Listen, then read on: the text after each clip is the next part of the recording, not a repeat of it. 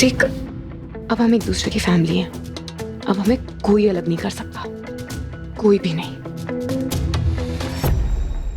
राघव, जब तुम मुझे ऐसे छू रही हो तो मैं शांति से कैसे बैठ सकता हूँ? और वैसे भी हमारे बीच में सिर्फ एक बर्फ का टुकड़ा है और मुझे लगता है हमारे प्यार की गर्मी से ये भी जल्दी पिघल जाएगा, फिर हमारे बीच में कुछ नहीं बचेगा।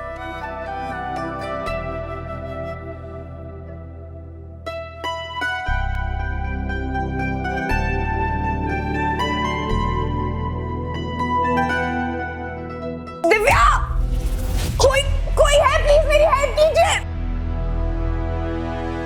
तुझे मना किया था ना प्रतीक के पास जाने से, फिर उनके रूम में क्यों गई? नाइटी पहन के लिपस्टिक लगा के लाडो रानी को कर क्या? प्रतीक, तूने पहले आज मेरी पूजा खराब की और अब मेरे पति के कमरे में घुसी। बहुत प्यार आ रहा है ना? रुक। दिव्या भाभी, क्या कर रही है आप? छोड़िए। दिव्या भाभी, छोड़िए प्लीज। क्या हो गया? रीत, तुम्हें पता नहीं आज तुम्हारी बहन ने क्या किया है?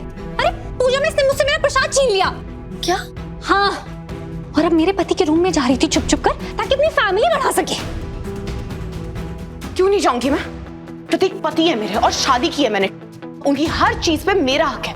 जो उनका कमरा हो, वो हो उनको मिलने वाला प्रसाद। तेरा कोई हक नहीं है ना मेरे पति पर और ना उस प्रसाद पर, और मुझे मेरा प्रसाद वापस चाहिए। रीत, तुम मुझे ला कर दोगी वो? ठीक है, मैं बात करती हूँ। स्मिता, मैंने तुझे मना किया था प्रतीक भैया के कमरे में जाने से, तो क्यों गई तू? क्यों हमारे लिए प्रॉब्लम्स खड़ी कर रही है? जा जाके दिव्या भाभी का प्रसाद वापस लेके आ। बिल्कुल नहीं, वो प्रसाद मेरा और प्रतीक का है, मैं किसी को नहीं दे रही हूँ, है ना प्रतीक? हाँ, दिव्या बिल्कुल ठीक कह रही है। क्या? मेरा मतलब स्मिता बिल्कुल ठीक कह रही है। रीत, वहां तो तुम बहुत बड़े बड़े वादे कर रही थी ना मेरे भैया के सामने, मैं ये कर दूंगी वो कर दूंगी। अब तुमसे तुम्हारी ये 2 रुपीस बहन नहीं संभल रही। अब शांत हो जाए। स्मिता, तू प्रतीक भैया के कमरे में नहीं जाएगी, तू मेरे साथ सोएगी। चल। क्यों? दिव्या की वजह से मैं प्रतीक से दूर क्यों रहूं? क्योंकि तुम्हारी वजह से मेरी शादी टूट रही है। प्रतीक, ये मुझे इतना कुछ कह रही है और आप चुपचाप खड़े खड़े सुन रहे हैं। आप बताइए इन्हें कि आप मुझसे कितना प्यार करते हैं और आप किसके साथ रहना चाहते हैं। इसमें बताना क्या है? ऑफ कोर्स मैं उसकी पत्नी हूँ, मेरे साथ ही रहना चाहता है। नहीं दिव्या, मुझे तुम्हारे साथ नहीं रहना। तुम एक बात समझ क्यों नहीं आती कि मैं तुमसे प्यार भी नहीं करता हूँ, और तुम्हारा ये जो रोज रोज का नाटक, ये तमाशे, ये ताने मारने हैं ना, मैं थक चुका हूं उनसे। तो प्लीज फॉर गॉड से बंद करो ये सब। और एक बात, स्मिता के आने से पहले ही हमारे बीच का रिश्ता खत्म हो गया था। स्मिता हो या ना हो, हमारे बीच में कुछ भी नहीं है। बकवास बंद करो तुमने मुझे कोई फ्रेंडशिप बैंड नहीं माना था कि कट्टी हो गई तो सब खत्म। मैं तुम्हारी वाइफ हूँ और तुम मुझसे इतनी आसानी से छुटकारा नहीं पा सकते।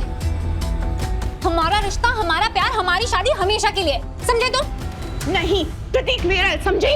अरे प्रतीक, बोलो। शांत हो जाइए आप लोग, बहुत तमाशा हो गया। बहुत रात हो चुकी है और कल सुबह जन्माष्टमी की पूजा करनी है, बहुत सारे काम है। प्लीज सब अपने अपने कमरे में जाके सो जाइए। बिल्कुल नहीं रीत, मैं अपना प्रसाद लिए बिना नहीं जाऊंगी। और ये मुझे 1 मिनट शांत हो जाइए। स्मिता, मैं तुझसे आखिरी बार पूछ रही हूँ, दिव्या भाभी को उनका प्रसाद वापस देगी या नहीं?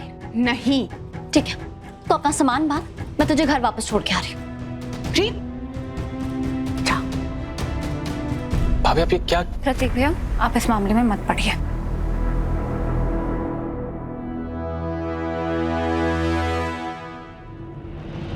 देख रहे हो तुम, ये लोग, खासकर ये रीत, मुझे कोई बहुत ज्यादा पसंद नहीं करते, उसके बावजूद सब मेरे साथ खड़े हैं। तो तुम्हें नहीं लग रहा प्रतीक, तुम मेरे साथ बहुत कुछ गलत कर रहे हो?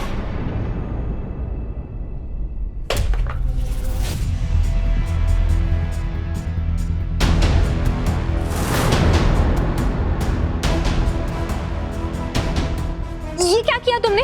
मेरा प्रसाद खंडित कर दिया। आई एम सो सॉरी, गलती से रुक गया। स्मिता, रीत, गुस्सा मत करो। तुम्हें जितनी भी 2 रुपीस घटिया हरकतें करनी है ना, कर लो, लेकिन याद रखना, प्रतीक के बच्चे की मम्मी अगर कोई बनेगा तो वो सिर्फ मैं हूं। मैं भी देखती हूँ तुम ये कैसे करती हो।